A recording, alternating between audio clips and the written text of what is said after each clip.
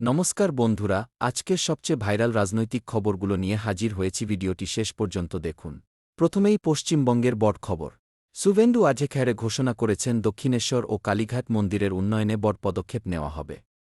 পাশাপাশি গঙ্গাসাগর মেলা ও তারকেশ্বরের শ্রাবণী মেলাকেও আরও বড় আকারে আয়োজনের পরিকল্পনা রয়েছে। এদিকে উত্তর ২৪ পরগনায় বিক্ষোভের মুখে পড়েছেন ম্যাদন মিত্রা। তার গাড়ি লক্ষ্য করে ডিম ছোড়ার ঘটনাকে কেন্দ্র করে নতুন রাজনৈতিক বিতর্ক শুরু হয়েছে।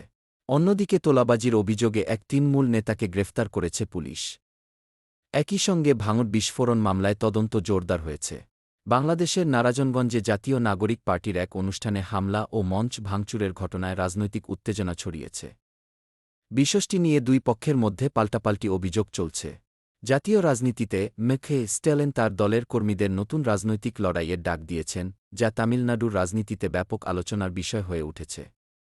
সবশেষে ভারতের সুপ্রিম কোর্ট অব ইন্ডিয়া বিদেশ ভ্রমণের অধিকার নিয়ে গুরুত্বপূর্ণ পর্যবেক্ষণ করেছে।